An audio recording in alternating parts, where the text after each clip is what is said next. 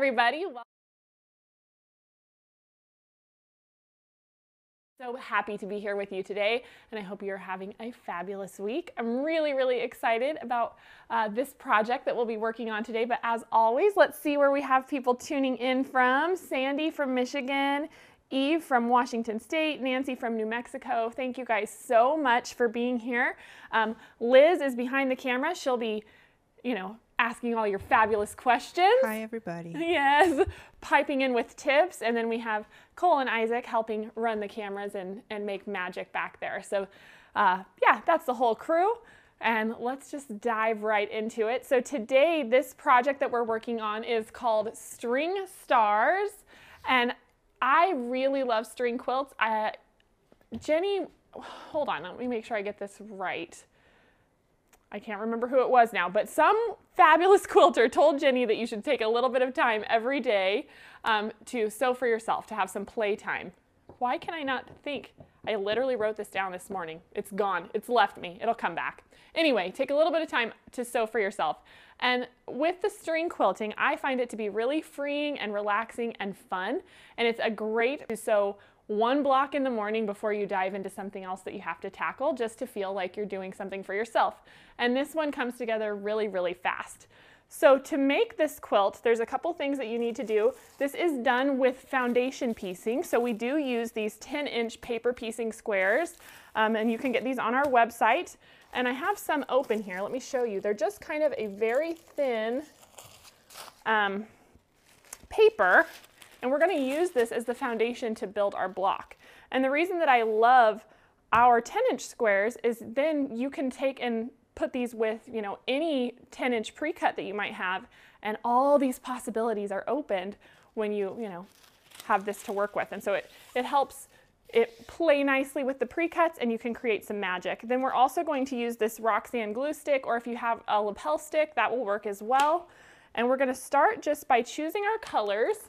And this is all done with scraps. So you can see here, I have just some Ziploc baggies full of different colored strips that I pulled out of our stash. So I've got red, white, and blue, and they're all different sizes. Most of these started as leftover ends of binding, or just like the spare strip from a jelly roll that just was hanging around. And so I just gathered those up. And I do want to point out here, there is a ton of variety. And even in this like white pack, there's cream, there's some prints. There's no really right or wrong. Yes, Liz. So we had a question. Is the paper like an onion skin paper? How thin is that paper? It's like really thin, right? It's very thin, but not so thin that it's going to disintegrate. Like it will still, it's going to stay attached when you stitch through it. Here, let me show you. I've got one here that I still have sewn through, and so you can see it stays together when you stitch it, but it's really easy to peel off, and it's not too dense. And so I guess, yes, onion skin would be just about the perfect way to describe it. Thank not you, too Trina, thick. for that question. Yeah. So then let me show you how we get started. So the magic of this block is that we're dividing our strips in half, and so we're creating this red and blue and white to make our star, instead of just making solid or scrappy total squares. So I'm going to use my pin, and I'm going to start with a blue strip in the middle. So I'm just going to open up my scrap bag here, and my personal preference is to start with a thinner strip in the middle. I find it easier. I didn't do that every time, but as I went along, I decided I liked it a little bit better. And the one trick that you want to make sure of is you just need to make sure on one side you're hanging over at least 1/4 inch, because the difference in your color is going to happen there in the middle. So let me go ahead and put this glue on, and I'll show you. I'm just going to run a thin strip, less is more, not very much there. Just make sure I got it all. And then I'm just going to make sure that my blue strip hangs over the end and at least 1/4 inch over that point. And I can look here and flip it over. Oh yeah, see, I've got plenty of overlap on this side. And so that looks good to me. And then I'm going to take my scissors, trim off my excess, because I'm going to save that for another block. This piece still has use. So then now once I have that done, you can press it with an iron, but I actually go ahead and pick my next strip first. And so you just have to kind of test it out and see which pieces are long enough. And I'm actually going to work this way with the blue and come back and do this side with red. And so since I want blue going this way, I'm just going to lay these right sides together, and I'm going to take this to the machine and I'm going to sew a 1/4 inch seam. You can see here, this strip is not cut straight.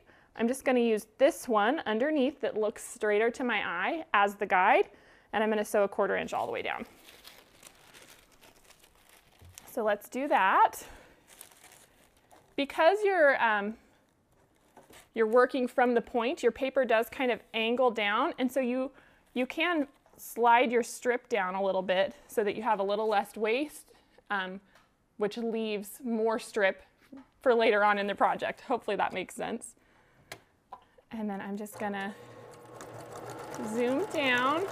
You do kind of want to take your time a little bit with the paper that's underneath on the feed dogs. If you go too fast, it can get a little slick. So you just take your time when you're stitching.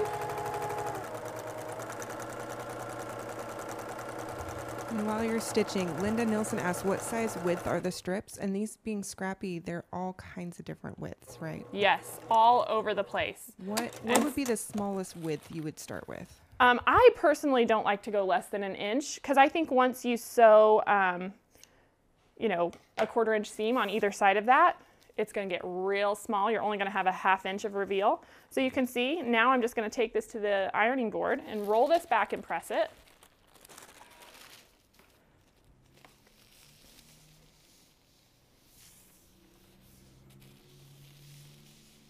Just like so. And you guys can see here, this is looking pretty wonky. I don't care. That's part of the magic of it. We're just not going to die over that. So then, got to find some strips that are long enough. Let me see some variety in color.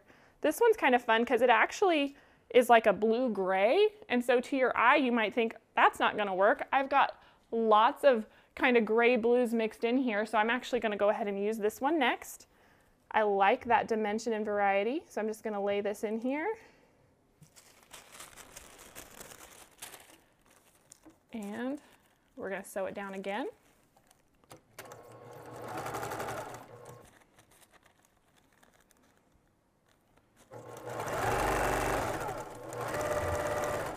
And Teresa E. asked, what kind of glue stick do you use? Right here we have the Roxanne glue stick, but you can use the lapel stick. You can actually even use an Elmer's glue stick. Yeah. It's just to hold that center strip down so that you can sew from there. Yeah, because you're actually not sewing through that middle, the very middle. So as long as you don't get crazy with your glue and have it pressing out into where your seam is going to be, you can pretty much use whatever glue you have around.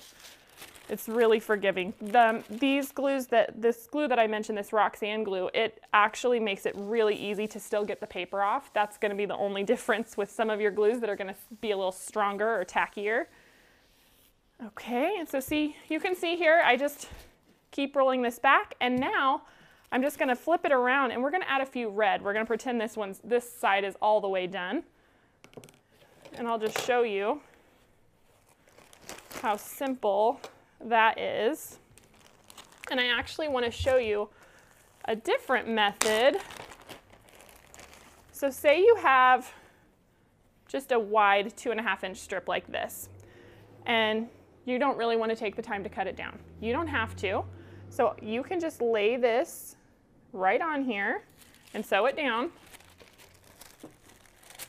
And I did this a lot when I was making mine. Make sure we're staying lined up. Might have slid a little bit much. There we go.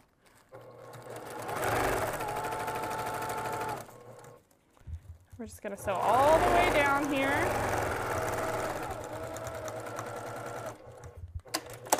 Cut our thread. And then trim off this excess. And now we're going to press this back.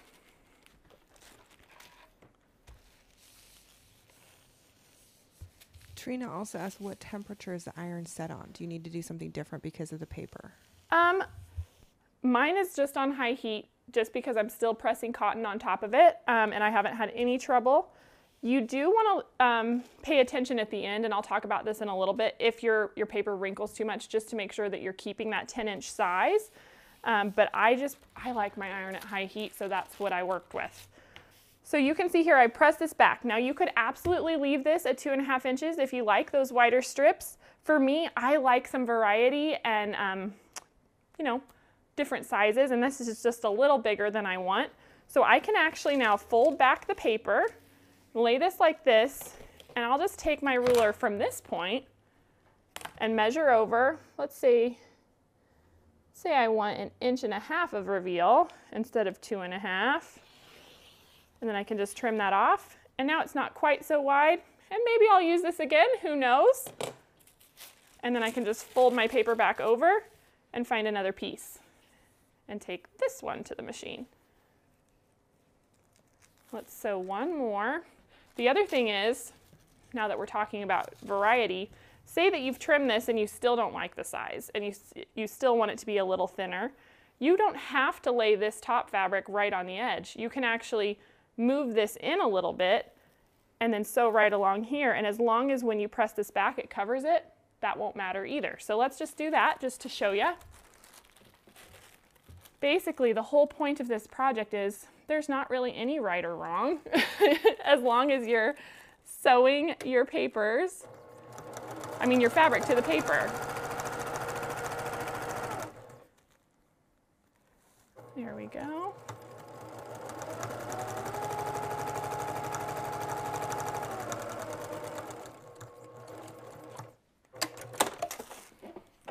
And you will notice I am starting a little before my paper and sewing a little bit off. And that makes sure that I can trim it up with no problem later. And so then we'll just roll this one back. And one more question on the pressing. Are you using steam or no steam? It is dry right now.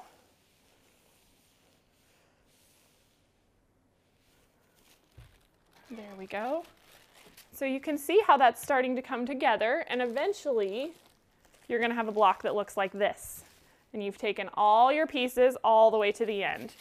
And so let me tidy this up a little bit. I've got strips everywhere.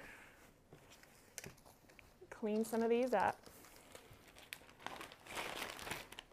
And I will show you how I trimmed it up. So you can see here from the pressing and sewing, I don't know if it's from the tension of my machine. There's lots of variables that could come into play here. This gets a little bit wrinkly, and so there's a couple of things you can do. You can just, start by squaring one edge, use your ruler, make sure it finishes off at 10-inch square. We also have great 10-inch square rulers, which actually, Liz, would you mind handing me that one right there? And I'll show you with that, because that was my favorite method. Whoops. Thank you. Sorry, she's all a tangle. Perfect. So we have 10-inch square rulers that work awesome for something like this. And you can see when I line this on top of it that I definitely did get a little bit of warping just with my sewing and my pressing. And so it's just something to be mindful of. It's still such a great guide. And now I can just, flip this over, use my paper as a guide and just trim this down to 10 inches square. Like so. And it looks like your warping, even as it is, would get caught up in that 1/4-inch seam, so we're not too worried Exactly, about that. Exactly. And honestly, because you're sewing it, or I'm imagining that you'll be sewing it all on the same machine, any of that rumpling that's going to be caused by tension, if you were to follow just the papers, your blocks are probably going to end up the exact same size anyway because you're working on the same machine. So there's a lot of wiggle room with this block. It's very, very forgiving. And so then we just trim off that excess. This is our waist. And we've got these beautiful blocks and they come together so fast. And to make the star, you're going to need 4 that are done this way with the red and blue, and that comes together in the middle here. And then we make 8, let me show you, that are blue and white to make the star legs. And then I went ahead in my 4 corners. You could do solid squares here, but I loved the idea of continuing the strips around. And so I actually strip pieced just the same with all white in the 4 corners. So 4 of the red and blue, 8 of the blue and white, and 4 of the all white is what you need. And then I put this together just in rows and then added a 5-inch border around it. So let me show you the layout here now that I've got these blocks ready. So let's grab those center ones and we will use the design wall over here, which we don't get to use very often. So let's start by putting our reds together in the middle. See if these will stay. Can you see it, Isaac? All right. There's like that. This one still has the paper on it, so let me pin that one on. There we go. And then our star legs come next. And let me make sure I get this right. So we want them to come into the middle, and it kind of makes the blue start to form this diamond, which is really, really fun. And in. Whoops, I lost one of my blocks. Just put I have a that couple other questions too while you're laying Sure. that out. So Monica Cole asked, did you use cotton or polyester thread? Does that matter? I used cotton just because I prefer to sew with cotton thread, but I don't think it really matters.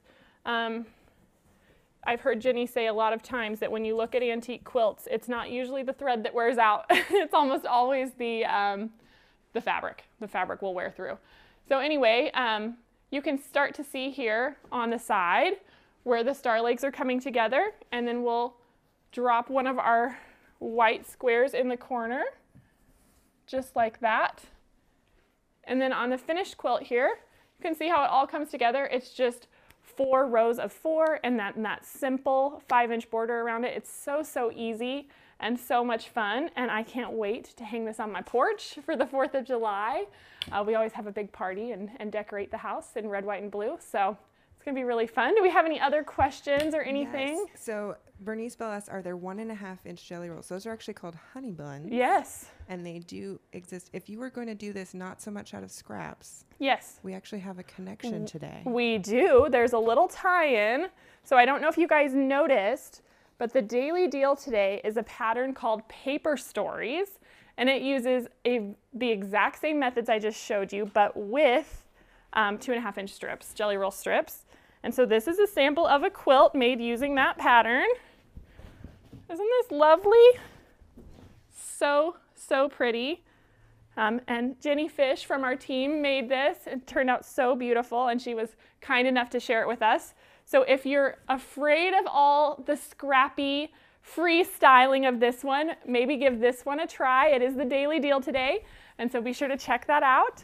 But I hope you do try it. Like I said, I really enjoyed, taking some time and making one of these blocks each morning when I first got to my desk to sew. And so it was just a really enjoyable little therapeutic, worry-free sewing, which I think is a lot of fun. And how big is that finished star quilt behind you? I think it finishes right around 45 inches square. That's my guesstimate. And you could put any size border you want on that. Oh, you absolutely. Can freestyle this, You right? could put an inner border and an outer border and all kinds of fancy. You could put 4 of these together and make a big quilt. Please, somebody do it. I would love to see it. All fun things. Yes. And where are we at on time, Liz? We have a few minutes. Oh, we left, have a few actually. minutes, yeah. So does anybody have any more questions? This one, we flew through. It went really quick. So we have a couple suggestions. Folks say, love the red, white, and blue, but what other colors could you do with this? And of course, Christmas comes up, Yes. Halloween comes up. It doesn't have to be a holiday, though. It Absolutely could be not. your favorite 3 colors. Well, or more. our Missouri Star colors are blue, orange, and yellow. And so I was thinking how cute this would be. You could even, make this blue, these orange, and these legs yellow. There's so many possibilities that you can do, which I just think is so much fun. So don't, limit your ideas. Ask yourself those questions and don't be afraid to play, because all you're messing with on this project is some little pieces of paper and some scraps. So well, and speaking of the paper, could you show us when do you take off the paper and how yes. do you take off the paper? Great question. I almost missed that. So I have this one here that has the paper still on it. And to be perfectly honest, my favorite way to take the paper off is to tell my children, here, I will give you a quarter for every one of these that you take the paper off of. And so that is my #1 method. But if they're not feeling helpful or up to it, then I do it myself. And I usually just, it's a great project to do while you're sitting and watching TV. It's just pretty mindless. And so my favorite thing to do is start in a corner and I just fold it back and kind of give it a little finger press, and then it just rips right off. And then the next one does the same thing. I just fold it back, give it a little finger press, and then just pull it right off. And it goes a lot faster than you would think. And you just sit there. And because you've perforated that paper with your stitching, it tears really easily. So that also brings us to our next question. Is there a preferred stitch length to make that perforation easier? That's a good question. I do shorten mine a little bit. I tend to be between like 2.5 and a 3, and I bump it down below 2.5. Close, just a little bit tighter stitch. You still don't want anything crazy because mistakes can still happen. And so if you do have that happen, you do need to be a little bit careful when you're seam ripping because of the papers. If you get too wild or pull too much, it will rip your paper. So you just want to take your time if you have any errors, but I can promise you there were a few of those in here and they turned out just fine. And so it's pretty forgiving. But yeah, it comes together really fast, and honestly, I was kind of dreading removing all the paper, but then I was sitting watching a good show and it just flew right by and it was done. So easy peasy. And Abby Kernich asks, how would or could you incorporate selvage edges on this? So I also want to say, guys, if you have an idea for a selvage project, tell us about that in the comments too. Well, I actually had that idea originally and wanted to make, once I finished this, I was like, how cute would it be if I made a tiny selvage star with just all the different selvages to make it. And so you could absolutely use your selvage edges to just stitch and make all your strips, and it would be so stinking cute. So stinking cute. I actually think you could come up with almost like a quilter's journal and just start sewing all your selvages and saving little pieces of your selvage. We're getting really crazy with our stash now, ladies. It's fine. But it could be so fun as a way to look back in memory of all the quilts and projects that you've worked on. So yes, save those selvages if they make your heart sing. There's lots you can do with them. That's awesome. Anything else? Folks are asking about the quilt wall that you hung the pieces on, and we actually have something on our YouTube channel. Yes, Jenny. A video from Jenny. Yeah, Jenny and Ron, well, mostly Jenny, put together a great video on our design walls that we have here. This is it's actually from Cafe. It's this grid flannel, and we sell it here at Missouri Star. It's available by the yard, and we just hang it on the wall with some foam behind it. So be sure, maybe we can drop a link to that video that Jenny put together for you guys, and you can see how we made it, but they're so handy and amazing. And one more question, Rebecca asks, if I rip the paper before it's time to rip the paper, can I still use that, or do I have to start over? You do not have to.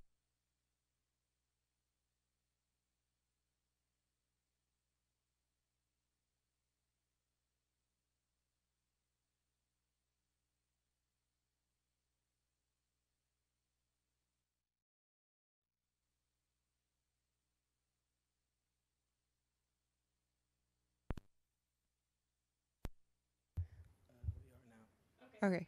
Sorry about that. Sorry.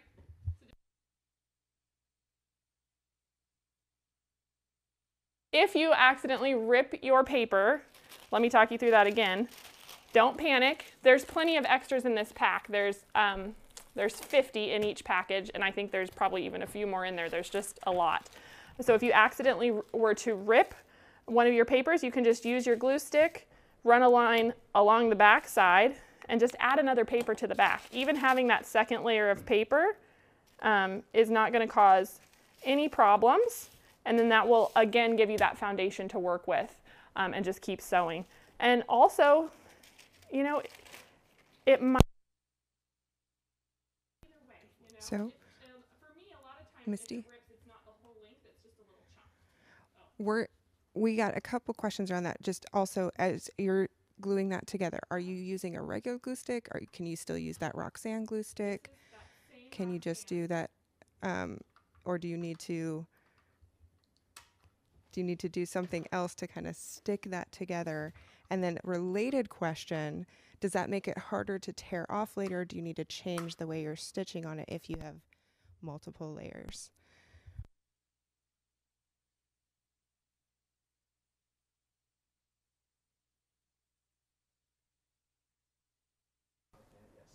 You got me now? Okay, sorry about that, guys.